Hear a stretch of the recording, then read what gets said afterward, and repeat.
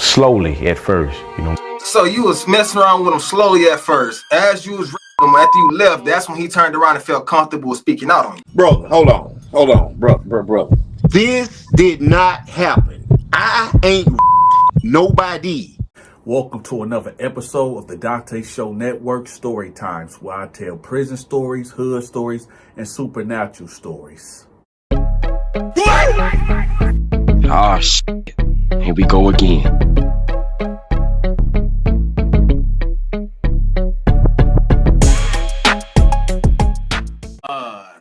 Yo, what's going on? This your boy Fat the Young Dilla. What's happening with you, my brother? What's going on? Same old. We here with a special guest, Mark. I'm taking over for today for Donta. Yes, sir. How you doing? I'm doing good, brother. How you doing? I'm doing all right. And we here today. We finna speak on a topic that's been going on about your name. I heard you want to clear your name, so let's get straight to it. Yes, sir. Let's do it. Anything you want to say? I just want to get to it. Let's rock and roll. All right, let's get it. Lay with him. Been drinking, been smoking some reefer or whatever, and I go to my little brother's cell, or I call him my little brother Mark. This is my righteous dog, you know what I'm saying? He comes in. So I asked him, I said, man, you know what you did could have got a lot of people messed up. So he like, yeah. He doesn't make it any better. He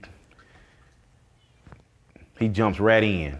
I said, what if we rape you right now? How will you like that? He started crying and begging and pleading. You know what I'm saying? Mark, I don't want to be like this. I don't want to be. I'm gonna stop you right for a second. Yes, you sir. Say that he's begging and pleading. What made you say that? That's what the whole the cast. That's what they wanted. They wanted you to say. Why did they want you to specifically say that? They wanted me to reiterate like real things that go on in prison. This was supposed to be an educational documentary for the youth. Oh, I see. I'm about to go on and play it. Gay, I don't want to. But at this time, you know what I'm saying, I'm out of control. I don't want to hear nothing, no talk. My little brother, he jump up and he slap him real hard. And he done got serious because he really wanted to be with this person all alone. I tell him to turn around. So he turns, he moves slightly. I tell him to turn around again. He still doesn't want to turn all the way around. So I said, bitch, if I have to tell you to turn around one more time, I'll break your jaw. So he turns around. Like put his hands against the wall, like spread them like the police will make you spread them. I tell him to take his pants off. What made you tell that man to take his pants off? That's you right there on the video, right? Yeah, that's me. Yes, it's definitely me. But none of that happened. None of that happened.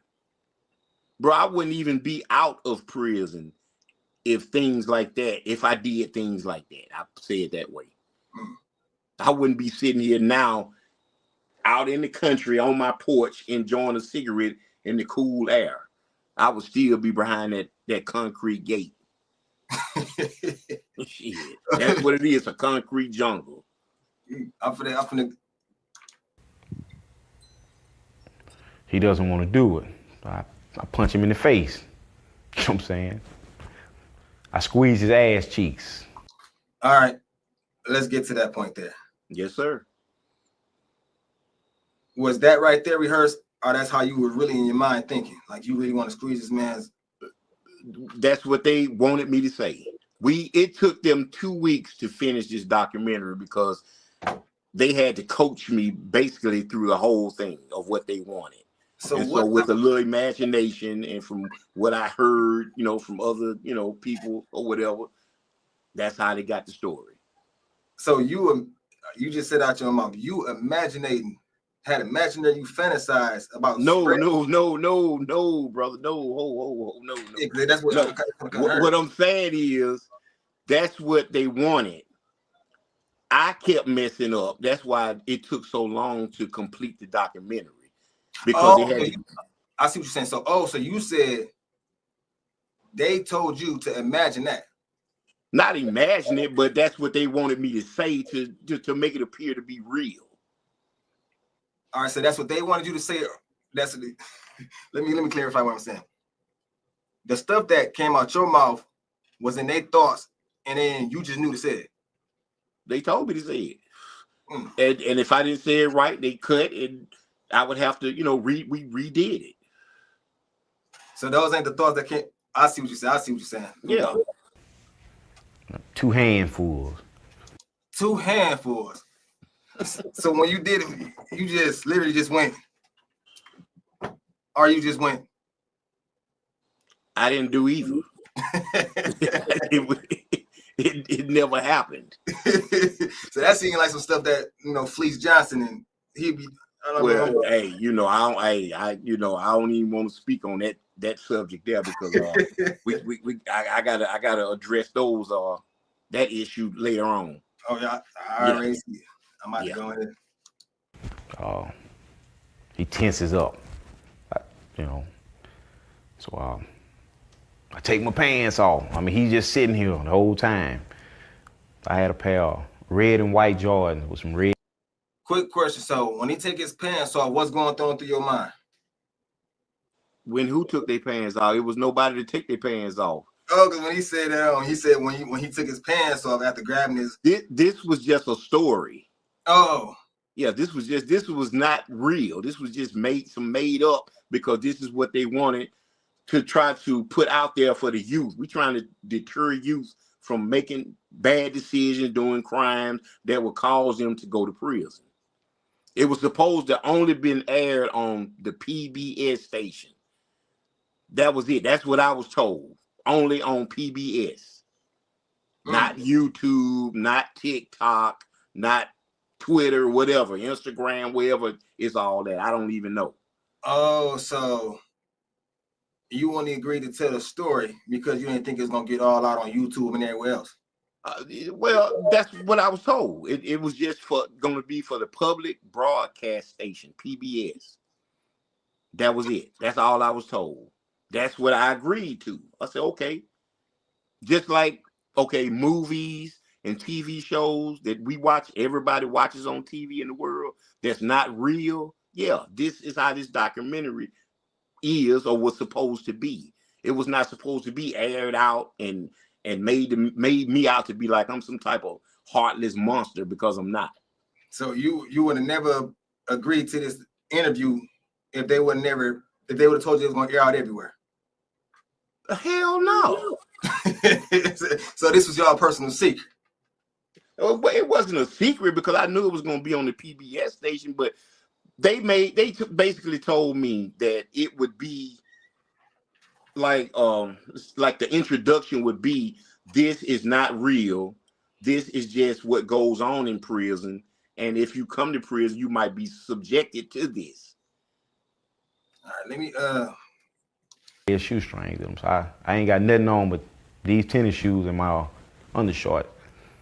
I give him the grease. And I tell him to put some on his finger. Stick it in his ass and you know what I'm saying, kind of like. So you was fantasizing as he was sticking it in his. No, wasn't no fantasizing because it never happened. So what made you? And let me say something to you, brother. In Alabama, most of the prisons, you may have 1 or 2, maybe 3 that have cells, but even in those prisons, you have an open day room with a big cube. You said open gay room or open day room? Day room, DAY. Yeah. With like 2, maybe 300 bunk beds. It's open. Everybody's looking. The police sits in the officer, not a real police, but the correction officer sitting in a cube, and they can see everything. So this, I mean, before we go in, I just want to ask you one thing. How many men in there did you touch? How many? Excuse me? Men in there that you touched. I know because this thing here is about you. That's your document, and you just getting straight to it. You got to think about how many men you touched.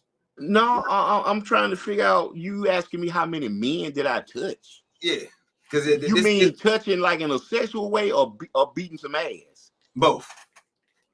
Oh, I didn't whoop plenty of ass, and I didn't got my ass whooped. But as far as touching something sexually, never. All right, let me Fuck himself to loosen himself up because I know he had never been penetrated before. It was his first time. So you was doing the penetrating, or he was just doing it to himself? Once again, brother, this never happened. This is a stage. This was made up. So what type of cream that they wanted you to say that he used on himself? Vaseline, baby oil, or Johnson Johnson? I mean that part they never iterated on that. They never. I mean that was Right never here. spoke about. I mean, just grease, I guess. Cooking grease. Oh, let me get to it. That's an old penitentiary trick that I learned from some old convicts. Hey, If you man. scream rape, you know what I'm saying? He had grease on his finger. I noticed that you paused there for a second. Was you fantasizing then, or was you just reminiscing, or that's what they was telling you to do? Or that's when they cut the camera for you to tell your story? They told me to say all this shit. This is what they wanted. Some of it I just kind of threw it out there just to make the story seem more real and more whatever. That's what they wanted. So you must this never happened. You must was in acting school because you know how to remember them long scripts. I mean, it wasn't hard as hell. It was right there. They was right around me. The only person was in front of me was the camera guy. That was it. Oh, how many people was in the room with you?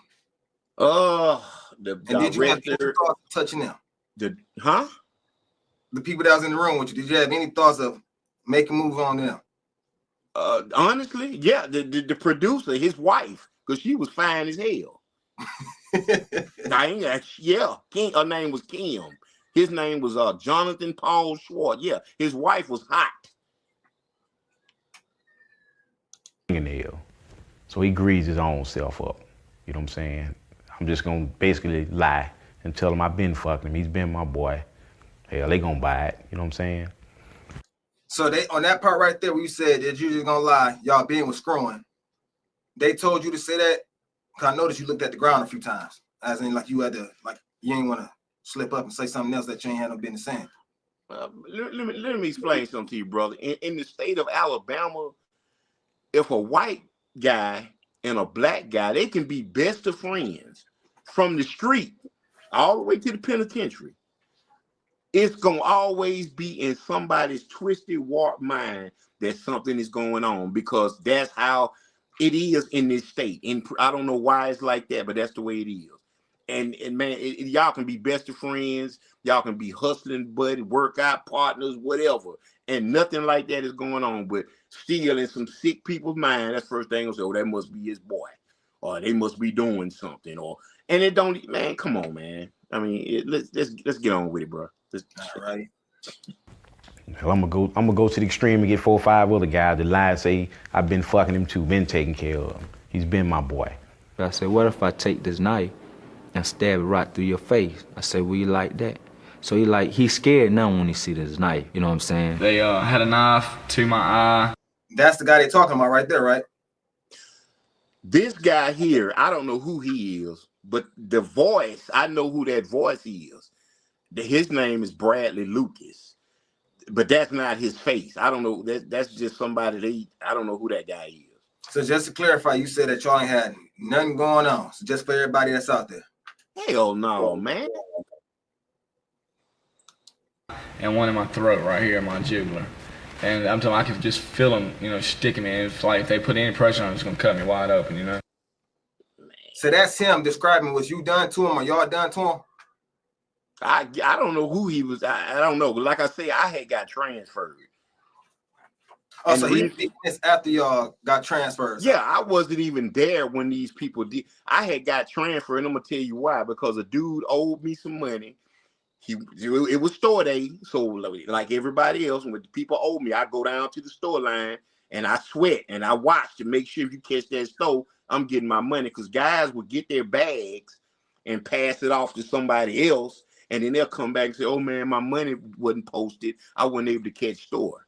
So this particular day was store day, and this guy owed me like probably about $120, $30 worth of, prison stores, which in prison, that's a lot. It may not seem like a lot out here, but in prison, somebody owe you $100 and some worth of stuff. That's a lot. So, and this guy, he played me. He played me. So I went and I whooped his. I jumped on him. I put it like that. And I went to lock up. No, not this guy. No, this is no. This I don't even know who this person is. This face. I know the voice. I don't know who face. I don't know who this is. The face that's the voice that you heard talking, the one that's accusing you of taking it from him. That was his consequences for not having their store. No, I'm talking about the reason why I got transferred, and I didn't even know that they had interviewed this person or anybody else besides Jerry, the black guy. I was gone when they did all these other interviews. I got transferred from Limestone to Easterland Prison in Clio, Alabama. Let me get to the rest of it real quick. I go to fucking him. You know what I'm saying? Slowly at first, So you was messing around with him slowly at first. That's why he felt, I see, now I'm wrapping it up. He turned around. As you was raping him, after you left, that's when he turned around and felt comfortable speaking out on you. Brother, hold on, brother. This did not happen. I ain't raped nobody. You said you did it slow. Brother, are you listening? Have you listened to anything that I said during this Just interview? a little bit. Okay, well, you need to listen to all of it. The only part that I heard was the grease, you doing it slow, the knife going in his throat. Oh my God, knife. Man, listen. Whatever it is. Listen, hold on. Let me explain something to you. Bro, you never try to loosen him up. It was tight. It was it was tight. You had to loosen. How did you loosen him up? You just rested in. I'm saying, like, he was definitely a virgin. He's groaning and, you know what I'm saying, moaning and you had him groaning in the morning. See, this is right here we're getting folks confused. I'm confused. You ain't give him a chance to put the grease on. You just said, boom. telling me how it hurts. So, he told you it hurt and you ain't stopped. You just kept going. You a dangerous man. I bag out a little bit. At this time, my dog, he at the door. You know what I'm saying? He's standing in front of the cell. So he's like, man, come on, man. Goddamn. Go on, hurry up, man. I want to get straight too. I said, well, come on. I get up off of him. I'm in the middle of it now. I'm there, so I can't welch out now. You know what I'm saying? I got to go through with it. You know what I'm saying? So go through it what? I don't even want to know. I'm like stuck there in here with him. He greases himself up. He shows him no mercy. He fucks him for real. So right there, when you was scratching your head looking down at the floor, you was fantasizing, watching your boy screw him? It never happened, brother. And I'm going to say it again and again and again and again. Real. You know what I'm saying? So I had to tell him, hold up, man, slow down, chill out, man. You know what I'm saying? You don't want to hurt him for real. You know what I'm saying? And he already hurting as he getting penetrated. To go to the hospital, and you know what I'm saying? He's gonna automatically have to say what happened. He have sex with him first. You had sex with him first, then I have sex with him. Then he have sex with him. Right there, it sounds like you admitted it. I have sex with him. Then he have sex with him. And then that was the end of it. So I didn't finish it first, you know what I'm saying? So I fucked him. Let me ask you a question. Let me ask you. One second, let me just let him out. I come off, I get my due. Next day, you know what I'm saying? He goes to SEG. In prison, that's lockup. So I'm like, in my heart, I'm like, damn, we through. We done got us a rape case. Because y'all knew the consequences. They was telling me bullshit about, Let me ask you something. All right, this is what I'm gonna do. We gonna on this thing here. I'm gonna kind of on that situation. I'm gonna kind of wrap that up on that situation because this here kind of it's kind of spooky. And No, hold up. Before you wrap it up, let me ask you a question. I don't want that there. Have you ever been to prison? No. Have you ever been to prison? No. Okay. Close to it, but no. Okay. And I'm not saying you should go because it's not a nice place. But let me say this here, bro. If a man rapes a woman on the street, what'll happen to him? We both know what's gonna happen to him. Okay. What's the difference in a man raping another man in prison? Especially, see, I don't know what state you're in, but this is Alabama. This is the South. Everybody knows about the South, whether you live here or not. So what do you think will happen to a black man or more than one black man that would rape a white man in prison? What do you think would happen? Y'all lost it. Like you said, it's different. So I couldn't tell you. No. Myself personally, I couldn't think about touching another man. I just couldn't. I understand that. I understand that, and I respect that. But what I'm saying is, if all of this was true, right? Mm-hmm. Why in the hell am I sitting out here in the real world? I'm in the real world, brother. I'm not in no prison. Are you on my opinion? Yeah, please give it.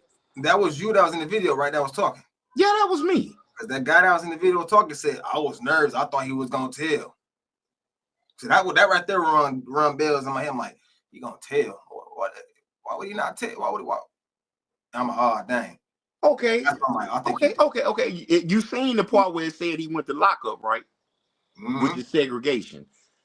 You can't go to lockup without giving them some just reason why you want to go. So he was that scared of you that he told to get what I'm saying is I would have been locked up right along with him if that happened. Because of him going to lockup, per se, he would have to tell why he's going to lock up and who he's running from to go to lockup. He would have had to give a name. So did any one of your friends turn around and get locked up, get locked out? Is they still in jail or are they out? Who? Your friends. What friends? The one that's mentioned in the video. The black guy? Yeah. He's dead. So he died in jail or he died out of jail? No, he got out of prison, got married, and had a couple of kids with this older white lady, and he died of a heroin overdose.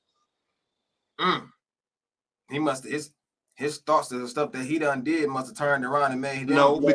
Because that was my partner, but I found out in prison that he was a drug addict. I never knew that until we actually scored some crack cocaine in prison, in Limestone Penitentiary. But I can't say how we got it in, but he ended up smoking it. And that's when I found out he was a drug addict, and me and him didn't talk for like 6 months behind that. I'm like, what? You smoke crack? I could not believe it. And then after that 6 months, that's when y'all start talking back? No, because I ended up getting transferred. And he got out, and he got out before I did. And I heard, he got married to some older white lady in Donta, Alabama. They had like a set of twin boys or something. And he ended up dying from a heroin overdose. So, okay, y'all, I'm about to jump in the conversation. So let me get this straight. So, Facts, let me ask you a question. Oh, what's up, Mark? What's up with you, Donta? How you doing, my brother? Not much. I got Facts, taking over the interview. I want to get a new, fresh set of eyes on your case. And that's why I got him in here today to to interview you. Yeah, that's cool. That's cool. But and I kind of understand why Mr. Fats is not really understanding, because he's never been to prison, and then he's going by what he's seeing and hearing me say. So Fats, how you think well, let me ask you this, Fats. Do you think that you're talking to an innocent man, or is he guilty as hell? I can't say. You know what? I respect that, my brother. At least you ain't trying to hang me off of something that, like a lot of other people. Because the public well, let me ask you this, Fats. Why you can't say? What's the reason? Why do you think okay, why don't you think he did it? Or why do you think he did it? Like, why you can't say? Give us your thoughts of why you can't say. Well, I can't, and when I can, I'm going both routes. Then was his words out of his own mouth that was on the video. Okay. But then he said that because they had him scripted. But what made me go on towards what he did is because in the thing there, he said that everything that he said was with a straight face, and then he kind of scratched his head a little bit. That's a sign of nervousness. Like I said, because I'm a new bounty hunter. That's what career that I'm taking right now. Okay. So that's why they call me Fat the Young Bounty Hunter. I'm a bounty hunter. So you saying also off of Mark body language, you think that he guilty than a motherfucker?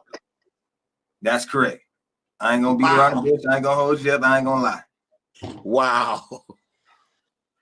But wait a minute. Hold on. But then at the same time, you said that you think that he might be innocent due to what? Due to him being in prison and them taking advantage of him with the documentary? Yes, that too. But what caught my attention as well was because he said they're supposed to be on PBS or something like that. He didn't know that it was going to be brought on all platforms, YouTube and all that. He said he would have never did it if they was going to expose him by putting him on all the websites. Well, let me ask you this. I'm going to let Mark answer this. Just simply ask Mark, why did you do it? Why did you do it? To get the thrill out of it? No. I did it for the simple fact, my brother. I wanted to get out of prison, and these people basically told me, look, if you help us to try to reach the youth and reach people that are out here, doing wrong, committing crimes, but have never been to prison, if you would help us try to show them what prison life can be like, we would try to help you get parole. The only thing that they did was wrote a letter to the parole board. They did not go and talk to them, none of that. And I'm sure that people probably that watched the video that were on the parole board, they were like, oh, hell, that's why I think I did 8 or 9 more years after this damn video aired before they finally let me out. All right, we're going to wrap it up right there. All right, y'all, listen. If anybody out there that want to come on the panel, I ask y'all to respect Mr. Mark Mine. We not here to get the noose and put it around his neck. We here to either vindicate him or we're here to condemn him. Now, like I said, we got to be fair. We have to be fair. We got to hear both sides. And like I said, too late for that, Donta. Oh, you said it's a little bit too late. Man, I already been condemned years ago. That's why I was kind of just trying to let this kind of blow over and just like, you know what I'm saying? But it got so bad. So I'm like, you know what, bro, I need to reach out and try to straighten this out. And I know a lot of people still gonna feel how they feel, and that's their right. That's their opinion. You know what I mean? But that's why I reached out, man, to try to get this out here and to try to get people to see it from a different way, bro. Put yourself in my shoes. Put yourself, not even in my shoes, put yourself in the shoes of being someone locked up in the state of Alabama. And then you'd be like, man, ain't no way that happened. But that don't go on like that. Not when I was in prison. I don't know about now, but that didn't, what? Man, they would throw you up under the prison, bro. You would not see the day of light again. And one more thing, because what caught my attention too, what I'm thinking is because when the guy came on there himself and started telling his story after UN was transferred to another prison. So that's what made me think. Which guy? The white guy or the black guy? The white guy.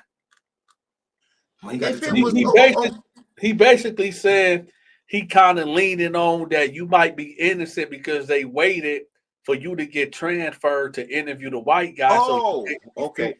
And then what I don't understand is But wait, Mark, we can't just sit up here I can't, I gotta see you the tiger, right? And I gotta grab you by the tail. I can't let you go. Okay. We can't the audience feel like okay, you said you wanted to get out of prison, and they basically told you that, if you participate in this program, we had talk on your behalf on the parole board, right? Yeah, they were supposed to actually go to my parole hearing. When was your parole hearing from that time that they promised to do that? That was 2001. I think I went up again in 2003. I think I was going up in 2000, I think 3. Yeah. But I So ended up getting out in 2008 on parole. So when you did this documentary, it was 2 years later that your parole hearing was coming, and 2 years later. Yeah. Now They did don't care they? about the hell. They want you to have a 3 to 5 year clear record in the state of Alabama, and they still would mostly deny you. So did they? So did they show up to your parole hearing? No, they told me that they were going to go and speak up for me, and tell them about what I did to try to help the youth, and scare the youth, like a Scared Straight type of documentary or whatever. They So didn't even go. They So didn't even go. So they just left you out to dry. So they played you for a Yes, birthday they played me for some cheeseburgers and pizzas and hot dogs, and a false hope of trying to help me get out of So they prison. played you and gave you 8 more years on. No, I already had the time. I thought you said that when they sent that letter, you end up doing extra more time. You just said that earlier. On my sentence, on the sentence that I already had. I never got no additional time. I had a 20-year sentence. Oh, because he got out. He got 20 over his head. He already did. Yeah. He already was in there. Yeah, So I already had. I never got no more time in prison. I had my original sentence. Our last thing, so what they sent to you when they sent that, the video was seen, that didn't help you at all. I didn't see the video till I got out of prison. I didn't even know nothing about how it looked or what all it was airing on. I didn't see that damn documentary until I was released. And when I seen it, I was like, what the? And I tried to hit the director up. No response. Never heard from him again. Interlock Media, Issues Incarcerations from Boston, Massachusetts. Jonathan Paul Schwartz. Never heard from him. Hey, did you know that I do promotions now? I promote all social media channels such as Instagram, TikTok, YouTube, Facebook, Twitter, you name it, I promote it. Also, I promote products and businesses also. So if you need promo, get in contact with me. All right, y'all, it's the fall season. Make sure y'all cop y'all military mind game merchandise. I got hoodies for you. I got shirts for you. I even got coffee mugs for you. Y'all see that hat? Y'all see that pillow? Make sure y'all cop y'all military mind game merchandise.